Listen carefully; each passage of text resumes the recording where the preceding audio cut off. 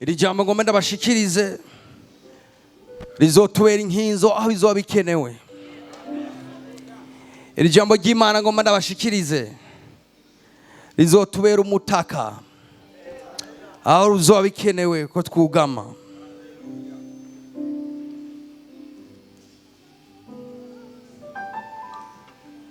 Kawaje witeze kandi gusaba uvyaguruke. Twakirane ubugwaneza ijambo ry'uyu mwaka canke se izina ry'uno mwaka nigitangaza. Nigitangaza. Yobu ufise Bibiliya mu telefone, ufise mu mapuro, urabe mu mapuro. Tujane twese muri Yobu, iyi ni verse y'umwaka. Yobu igice cya 5 umurongo w'9. Turasoma mu izina rya Yesu.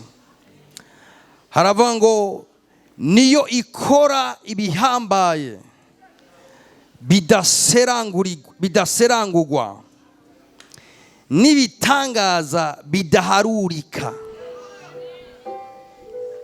Ndasubiramo. This is our God. Niyo ikora ibihambaye bidaserangurwa n'ibitangaza bidaharurika.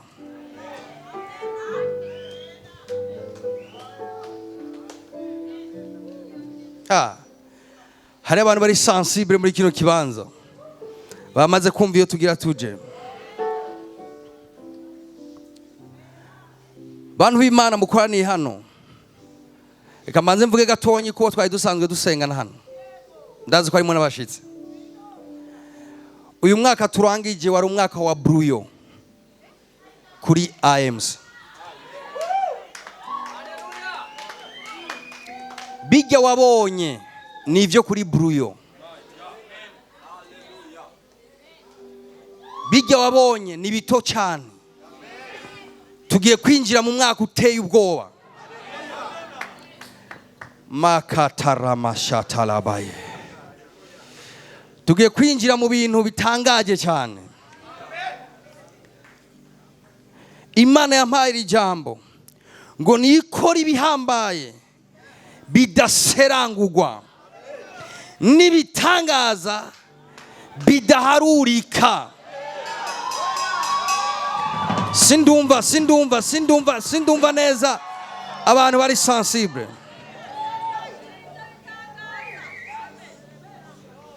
Nikora ibintu bihambaye.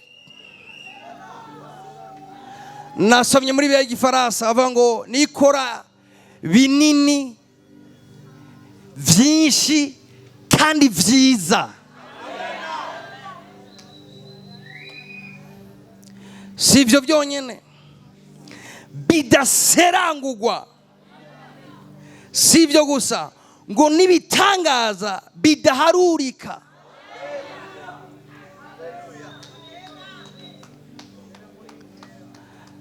Bantu b'Imana, nari nabibabwiye bamwe ndabisubiramo. Mu minsi heze nari mu minsi 40 yo gusenga. Hama ndiko ndasenga. Sinibuka umunsi nari ngezeko. Nari muri biro nga. Hama ndyamye hasi ku itapi.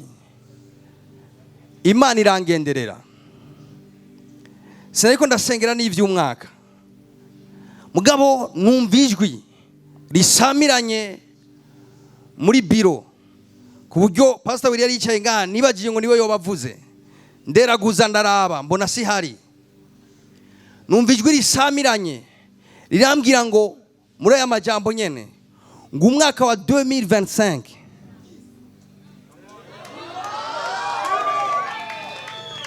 nari nakababikiye none ngira ndakavuge.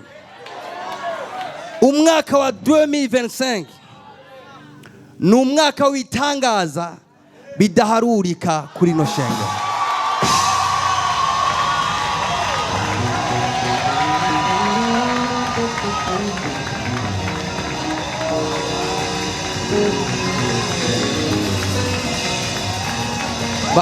abantu mbona muri ko muratanga imbuto mumbabarire gatonyi ndaza kubaha umwanya wo kuzitanga kuko sindaheza gukominika icyimviro ngomba gukominika.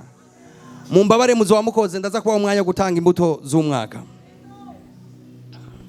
Nikora ibihambaye bidaserangurwa n'ibitangaza bidaharurika. Nk'emwe yaravuganye nanje arambwira ngo ndabatangarize abana b'iri shengero n'umuntu wese yaje kwifatanya natwe ni ikimenyetso cy'uko yavanze ukwizera natwe.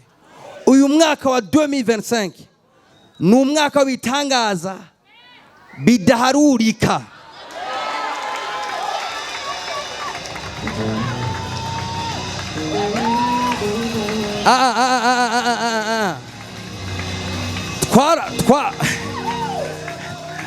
Twarumvise ibitangaza mugabo hari muri bruyo. This year twarabonye ibintu mu mwaka urangiye mugabo vyari kuri bruyo. Uyu mwaka uyu twinjiyemo twarasengeye abantu barakira mu mwaka uheze yari bruyo. Uyu mwaka uyu twinjiyemo hazoba amahiringi adaharurika.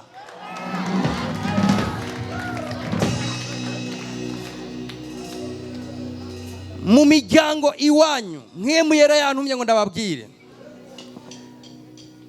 muplanifye mufise mu mutwe iri jambiri Imana yacu yavuganye natwe mu mwaka uri imbere yacu hazokoreka ibintu mu miryango yacu bizotugora guharura.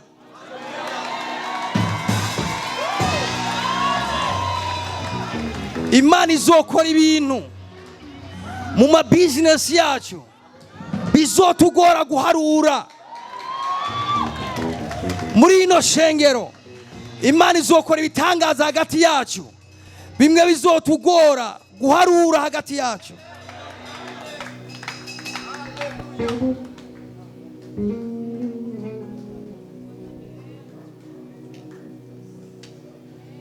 Isubizemo gatonyi atuye n'umwaka wanje w'ibitangaza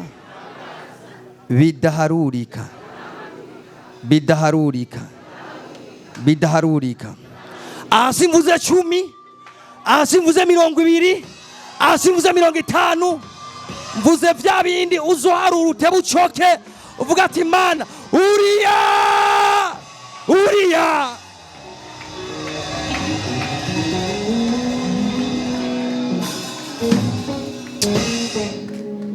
bidaharurika.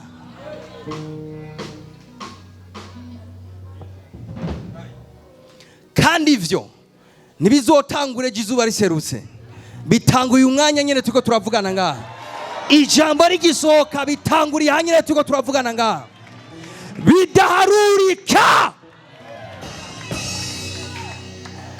Imana itatumara amaje mu mwaka uheze nizotumara amaza muri uno mwaka. Imana twabonye mu mwaka uheze tugiye kuyibona mu bushobozi budasanzwe muri uno mwaka mu izina rya Yesu.